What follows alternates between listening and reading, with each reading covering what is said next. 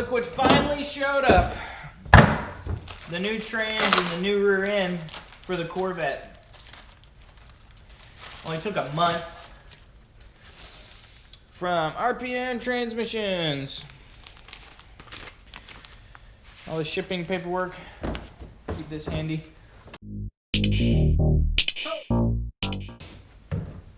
Doesn't look like anything is broken at first glance.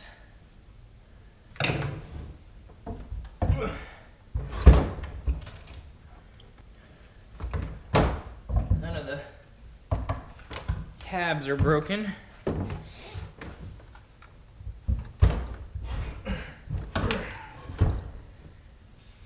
Looks like we're good to go. So what I ended up ordering was a T6060. I think it's their level 6 stock gear ratios for the transmission. This is a Z06 rear end with the pinion support. I think it's 31 spline axles, polished rear end. This is the beefiest rear end that they had to offer.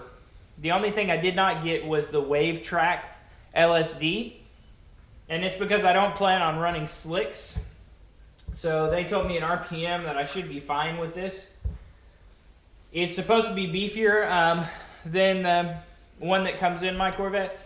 I also ordered it with 390 gears instead of 342 gears for one reason. At 80 miles an hour, which I live in an area where there's a lot of interstate near my house. I'm like 3 minutes from an interstate in any direction. And the interstate is primarily how we drive around in my city. And at 80 miles an hour, the car drones really bad at 2,000 RPM. So I did my research, and a 390 gear ratio will put me at like 2150 RPM. So driving at 80 or 78, 79, 80, that'll put me out of that range of that drone. So that's the whole reason I got 390 rear gears. So I'm gonna unload this bad boy and just store it over there because it's gonna be about 2 weeks before I have a chance to get it thrown into the rear end of the Corvette. I can't wait very long because I have to send my T56 back so that I can maintain my core charge, and I have to do that within 30 days. So it's going in the Corvette. I mean, if I have to stay up till 2 in the morning and just do it one night, it's going in there over the next couple of weeks. So for right now, I've just got to get it unloaded so that I can use the bay for another car that I've got to work on.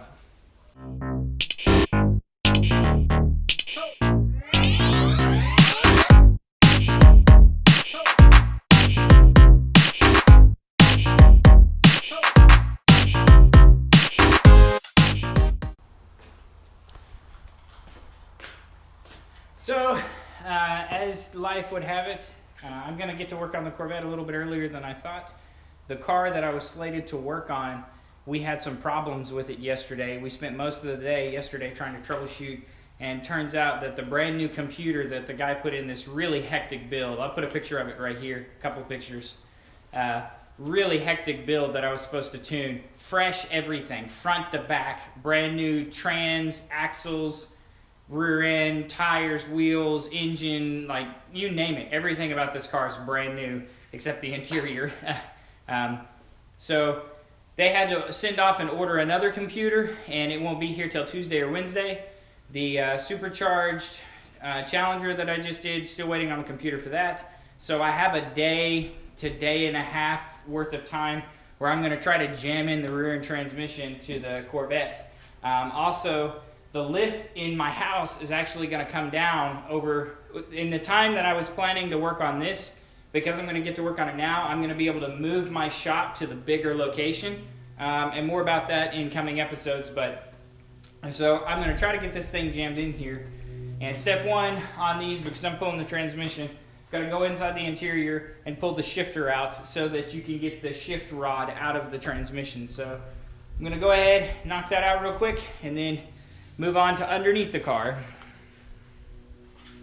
So I didn't have to quite take the entire shifter apart, but I at least had to get all the way down to that bolt right there. That's what holds your, that bolt, that's what holds the shifter lever to the shifter bar that goes into the transmission. So the very first question I have to answer on my Corvette, I guess I can call RPM, but I don't know that I'll be able to get the answer I want. I need to figure out if the axles that are in here will work with the new rear end. Something tells me they're not going to work. I'm gonna replace them anyway, just because whenever I put the new rear end, or the new used rear end in there, and so the rear end has been in here for, I guess, about a month. No, not quite a month. Maybe 3 weeks, 4 weeks, something like that. It's the day I took the rear end for a test drive was the next day I ordered the new differential and transmission. So it's got 10 miles on it in my car. I literally put it in, I drove it down the street to the shop, and then turned around and drove it back, and it didn't make any noises or anything. But whenever I parked it, it was dripping fluid. But this time it was dripping fluid out of the passenger axle. Whenever I figured out that something was broken, it was dripping fluid out of the driver's side axle. So that output shaft of the transmission being twisted like that is causing some kind of a wobble in there, and that's what's making the seals leak, the differential fluid. So I'm going to go ahead and replace the axles anyway, just because they have 105,000 miles on them, and 40-some thousand of that's been with the turbo kit on it. So I don't want to take any chances. Those were the axles that were in there when things broke, so there's no telling what kind of damage they have to them internally that you can't see or really detect. So I'm going to go ahead and replace those axles. I just have to figure out which axles will line up with the new ones. So the first thing I'm going to do, pop one of these axles out and go try to stab it into the new rear end and see if it fits. If it fits, I know I can just order the C6 axles. And I think there's probably a debate about which ones are the strongest ones. These axles will be just fine for the power level that I have. I'm not going to run slicks on it ever, because I don't want to break anything else. The drive shaft, or the, I don't want to bend a rod or something like that. So that's the first order of business right now.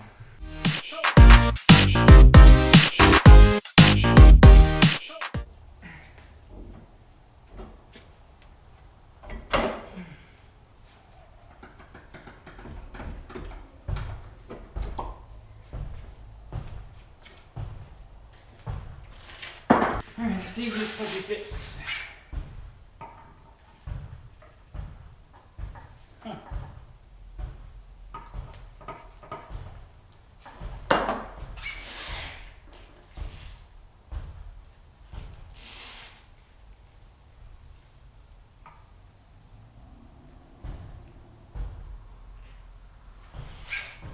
It looks like it fits. The splines line up.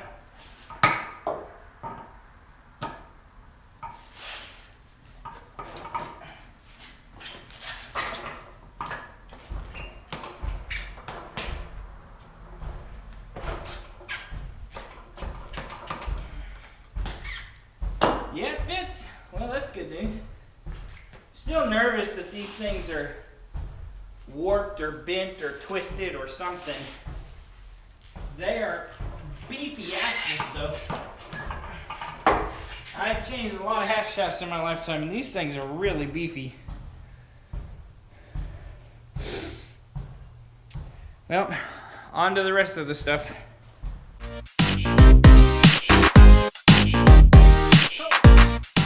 So I'm going to answer the question definitively and once and for all. So I have a 2006 base model Corvette, but it is a Z51, and it has a 342 rear end in it. The new rear end that I bought is from a Z06, and it is definitely not compatible. They are different sizes. The half shafts will slip in here. Well, I guess they are compatible because the bolt pattern is the same, but they are definitely beefier. I mean, the physical size is different. So from here to here is right at 12 inches. From here to here is shy of 11. So it's an inch bigger this way. It's a little bit less than 11 that way. a little more than 11 that way. These side panels right here also look bigger.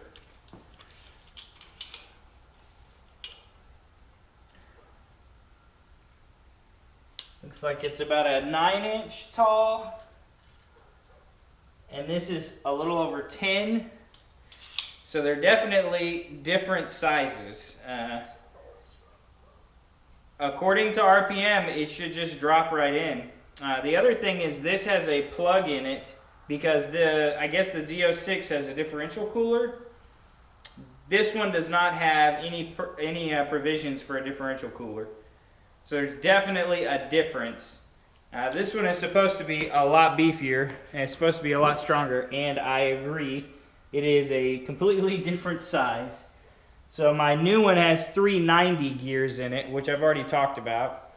The next thing is, I guess, comparing a T56 to a T6060. So right there is my old T56 that is busted, that came in my base model Z51 manual 6-speed. And this is my new beefed up T6060 from RPM. And right away, there's no physical difference in the case that I can see. I mean, all the bosses, I mean, everything looks pretty much identical. The trans cooler line, that one is in a different place. That's gonna be fun. Fills in the same place. Gear selector, lockout thingies in the same place. Drain is in the same place. Looks like all the bosses are the same. This is the same. All the screws are the same. Looks pretty much the same. The biggest difference that I can tell, and I don't know if this is because I had a special version or something, so mine is a 30 millimeter shaft, and this one is 28 millimeter shaft. And then up here on the front, there's a difference too. So this shaft, the key just goes flat and there's no notch. So this is 28 millimeters. But over here, you can see it steps down. So this is 25 millimeters. So the input shaft is as big as the output shaft on a 56. But for all intents and purposes, I mean, they've even got like, well, I guess this is an external pump and that looks like an internal pump. But they look like they're in the same location, the same orientation. The bell housing bolts look like they're pretty much the same. So, not much physical exterior difference, but I guess all the difference is on the internals. So the new tranny is back in there, but upon reassembly, there's a couple of issues that I've got to deal with. One is the fact that on the T56, the return line on the oil cooler was right there. On this T6060, it's right here, and that is the return line. And if you'll notice, it's about I don't know, 6 inches too long. So what I'm doing is taking a pipe cutter, this little guy right here, and giving myself some really clean cuts. And I'm gonna cut this guy probably way down here, and I'm gonna put a piece of oil cooler hose in between the two and clamp it off. So little hiccup. So another problem that I have is the harness that goes over the transmission and goes to things like the ABS sensor. There's a ground tied in here, speed sensor, temperature sensor, a bunch of those kind of things in this harness. So this part of the harness actually rubbed through the conduit, which I guess is a good thing because it didn't damage any of the wiring. I stripped it all back just to make sure. It did its job. It's an anti-abrasion for wires. It did fine, so I've got to put more conduit there just to protect that, wrap everything up. Problem is also this wire, this connector, actually the jacket for the wires just disintegrated, and I could see through the conduit and stuff bare wire on both of them, and I was like, oh man. So I pulled it all apart, and the coating on the wiring just flaked off. So I'm gonna have to put some shrink tubing over this and wrap everything up before I can put it all back together. Just some little hiccups along the way. Hopefully I'll get this done here very soon. All right, finally got the transmission and rear end back in the Corvette. Got to drive it to work today, and this is the first time I did a quick test drive around the block, and this is the first time I've really driven it on the road since putting the transmission and everything in it. Man, sometimes I feel like I can't win for losing. The oil pump for the scavenging oil pump for the turbos quit working. The relay that powers them burnt up. The battery went completely flat, and even after jump starting it and letting it run and charging it, it still wouldn't start. And the the passenger side fuel tank sprang a leak where I connected the two fuel tanks together. I guess I just stressed it too much whenever I was moving things around. But it was like one problem after another problem after another problem to finally get this thing running. So I had to get a new oil pump, a new battery, new relay, and the car was on a quarter tank whenever it went down. So I'm trying to use up all the fuel. It's just kind of like a little drip in the rear, and it's going straight on the ground, so it's not a big deal. I'm going to go ahead and drive it around for a little while to help break in the transmission, and also drain the fuel tanks so that I can fix that little leak. But man, one thing after another with this car, and this is what I always tell people working in my shop: don't modify your daily. The more you modify something, the more opportunity you have for failures. You know, factory cars have opportunity for failure, but the more you modify something, the worse it gets. Cars like this thing will never be a good daily driver. That thing, maybe, depending on how crazy he goes with the motor swap. This thing will probably never be a good daily driver because they are so heavily modified. There's very few things left on them that are stock. I mean, my Corvette, transmission's not stock, the rear end's not stock, the suspension's not stock, the fuel system is not stock. I mean, the engine itself is still stock, the computer is stock, fuel injectors are not stock. Like, there's so many things about this that are not stock anymore. It's just not a good daily. And Matt from Sloppy Mechanics happens to agree with me. Several other people in my world that do heavy modifications to cars like this agree with me. If you're going to get into heavily modifying your car, spend $500 and get a little Honda Civic or something like that, and don't touch it. Just put gas in it, keep the oil changed, and just drive it. Don't touch it. And then modify the snot out of whatever you drive normally. But finally got it running. Finally. And I'm happy to close another saga of the Corvette breaking.